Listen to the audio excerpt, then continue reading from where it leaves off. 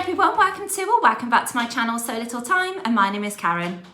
So I hope you're all doing really well. I thought I'd come on quickly today to share with you how I do a bias bound hem on my dresses. Occasionally I do find when I finished a dress pattern that I like the length that it's at already, and to ensure that I can keep as much length as possible, I do end up doing a bias bound hem, and I think also it's a really pretty finish as well. So I'm going to show you how to do it today. I've got my dress here that I've recently finished, and this is the hem that I've got here, and I've literally just overlocked the edge there. And usually, you know, if I'm happy with a dress length, then I would just turn that hem up and top stitch it. But because this dress actually falls where I near enough want it to, I don't want to lose too much of the length, so I'm going to bias bind it. Now I've got some ready-made bias binding here, which is just a shop bought bias binding. I actually received this in a Think Pink subscription box by Andrea at Beyond the Pink Door. So I thought I'd add this one to my dress today. It's a lovely gingham check. So I just thought that would go really quite nicely with this. As you can see, it's got a lot of colours in this fabric, so it's fine that I've got, a nice bias binding to use. If you had a dress which you didn't, want too much of a clashing pattern going on, then you could just use plain bias binding, or even make your own using the Clover bias binding makers that you can get, that ensures that you can actually make your own bias binding with the same fabric that you're using. Now I quite like this one. It's got a little bit of structure to it, so I think that will hold the hem really, really nicely. So I'm going to show you how I do it. So I will angle the camera down so you can see what I'm doing. Right, so I've got the back of the dress facing right side up towards me, and this is my hem of the skirt here. So I've got my back seam just running down here, and the reason I start at the back is because this is where I want the join to be for the bias binding. So I'm going to take my bias binding and I'm going to lay it right sides down onto the dress here. So I'm going to open up one of the flaps as well. So this is bias binding that is folded over. So essentially we are going to be turning up the hem, just this little fold here. So you can see that we only will be turning up a very small amount, which is what I want. So I'm just going to open that flap up, and the flap that you're opening, you're going to be putting that face down onto your dress here at the bottom of the hem. Now you want to leave a little bit of a tail. I'll probably say about 2 to 3 inches worth, because we need to play with that at the end. So I'm just going to start popping the bias binding against literally the edge of the end of the dress there. And I'm going to be pinning that into place all the way around, just using my pins like that, so they're perpendicular to the edge of the dress. And I'll just be putting that all the way around the edge of the hem until we get round to the other side. And then we'll have some left over. So this is where we'll be sort of joining our flaps, as it were. So what I'll do is go ahead and pin all the way around the hem of this skirt, and then I will come back to you and show you what we need to do here. Right, so I've gone all the way around my hem, as you can see here, and I've just pinned that bias binding all the way around. So it's literally just opening one side, the other side is still closed. We won't be opening that side at all. So it's just the one side that you have butted up to the edge there. So I've pinned that all the way around, and then on the back you'll see here that I do have some tails. So we'll be leaving those for the moment, and what I'm going to do first of all is to start sewing the bias binding into place on my sewing machine, obviously, but we won't be starting right at the center seam there. I'm just going to be doing it a little bit further over, probably from about just near that pin, I suppose. So leave a good inch, I would say, next to the center back seam there. So that's where you sort of want to start sewing. So when you start sewing, you're going to be following the crease line actually in the bias binding here, because this is literally all of the small hem that we're going to be taking up. So you just want to follow that crease line using a straight stitch. Just take your time and literally just sew along that line. So you've got a guide essentially. So I'll angle you down to my sewing machine as I sew it. Right, so I've literally just popped that underneath my presser foot, and I've actually lined up the edge of my presser foot to the edge of the fabric, and that actually puts the needle in about the right place to follow that line. So you'll just have to do what is best on your sewing machine, but I'm just going to be following that crease line all the way around, and I've started just after that first pin, so it is just about an inch after that centre back seam. So I shall start sewing, and I will just put a little bit of a back stitch going on as well, just to secure the stitches in place initially.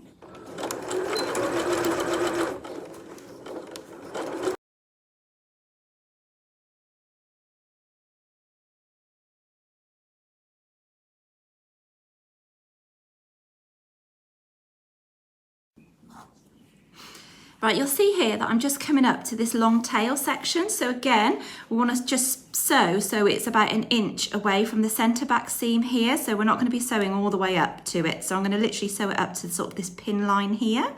So I should just do that. Right, so this bit is just the slightly fiddly bit, but you see we've got these long tail bits here, and what we want to be doing is ensuring that we're going to be joining them together where the seam line is. So you're going to have sort of a centre seam as such, you're going to be joining them there. So what you're going to be doing is sort of pushing them together, and then you want to be putting a pin through them so that you're going to be sewing them together as such. So I'm just going to put a pin where I've kind of held it joined with my hand.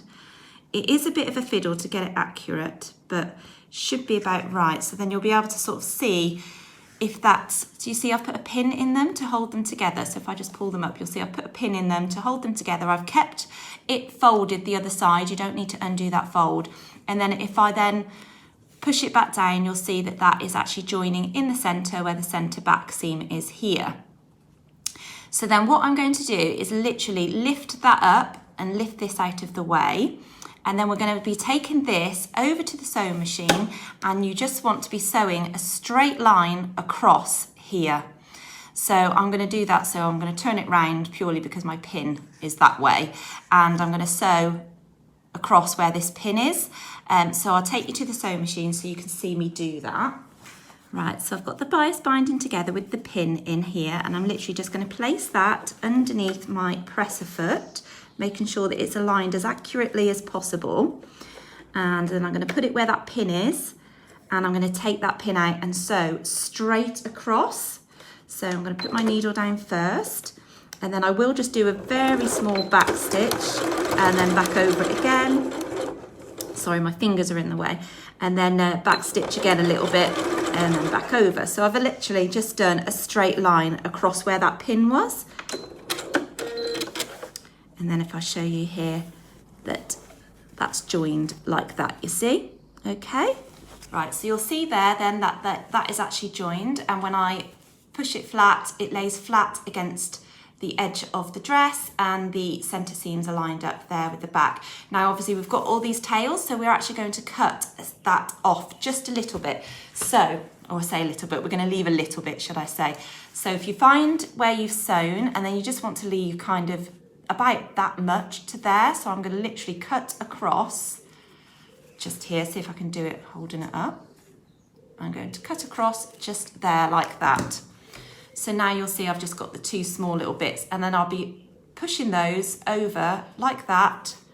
So then you can iron that open. So the next stage is, once you've ironed that flat, is that we're actually going to sew across again where we were sewing the bias binding into place, where we finished our stitching before. We're going to sew across literally here to secure that into place. So that bit that's open here, you're going to be sewing across there, making sure those flaps are open, and sewing literally across there. So I'll take you to the sewing machine as I do that. Right, so I've just put my presser foot literally where I finished stitching last time. I've ensured that I've got this seam line open here, and it's lining up with my back seam there. So I'm just going to line it up again with the edge of the fabric, my presser foot, so I know that that will be doing the same stitch line. There we are, so that's all stitched in place. So you can see that the seam is open there that you created, and now we are ready to do the next bit. Right, so the next bit's really easy. You're literally going to take your skirt or dress over to the ironing board, and you're going to be pressing the bias binding, and then you just want to make sure that that's, you know, really quite ironed, really flat, so there's no sort of bump over it. You need to make sure that you've pulled that seam line away from each other, and just give that a really good press. And then what you're going to do after that is then fold it to the inside, but I'll come back and show you that. So I'm going to just iron that away first, and then I'll come back. Right, I've pressed all my hem away then, as you can see. This is how it's looking on the outside. And then on the inside, what you'll see is that you've still got the sort of bias binding still folded, and all you've done is pressed away that hem there. So as you've pressed the bias binding away this way, you want to make sure that your bias binding is still sort of intact, as it were, and then you've just literally got that bit of overlocking or that little bit of the hem pressed the other way. So the next bit that we're going to do is that we're actually going to be turning the whole of this bias binding to the inside of the dress. So this is where we're going to be creating a very, very small hem.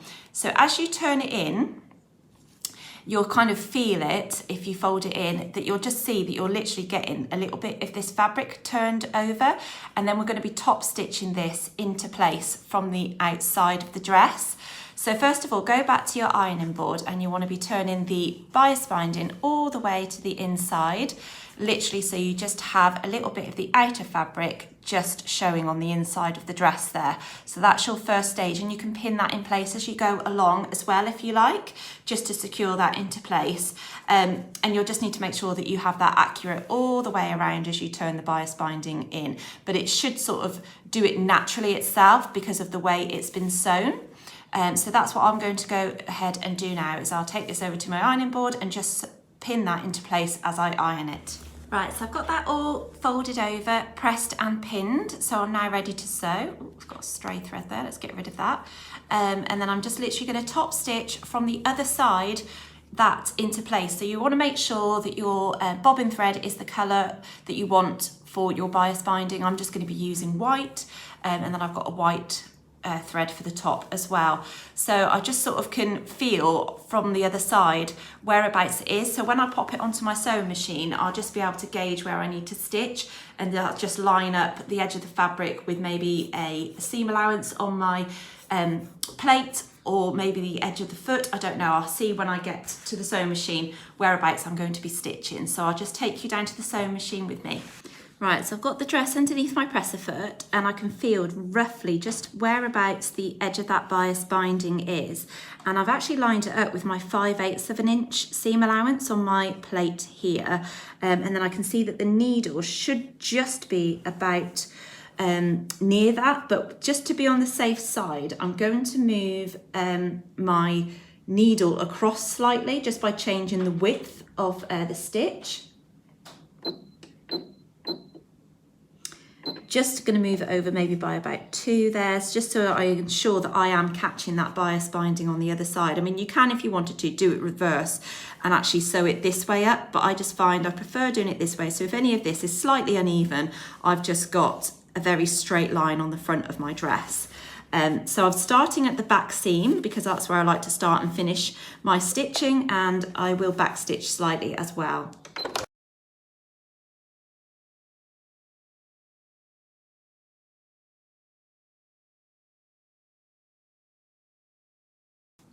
Right, so that's my hem sewn then.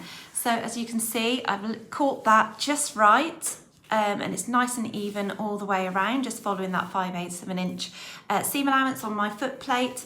And then on the other side, you can see that it has just been top stitched into place. So I really like how that's finished. So what I'm going to do now is just give that a final press on the sewing machine, which sets the stitches, and we'll just ensure that it's laying really nice and flat.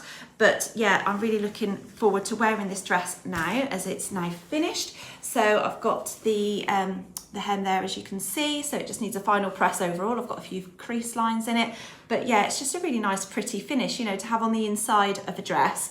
It just keeps the length because we've literally only folded over a very, very small section of fabric there along with the overlocking stitches. So you've probably only taken over maybe 1/2 centimetre, something like that. So you don't lose any length doing it that way. You can add a feature of the hem, doing it very similar, but then if you wanted to show a bit of the bias binding at the bottom of the dress, you would literally only fold it halfway round rather than all the way round. I have done that on a previous dress as well. It's just a really nice finish. It just makes it really nice and clean on the inside, and like I say, adds that little bit of length that you want to keep. So yeah, really pleased with that. So I'm looking forward to wearing that, and I hope it was clear to follow for you. Again, please do leave me a comment if you found this video useful and you have enjoyed watching. Please do give me a like and consider subscribing if you haven't already done so. That would be lovely. So thank you very much for watching today, and I shall see you again soon. Take care. Bye.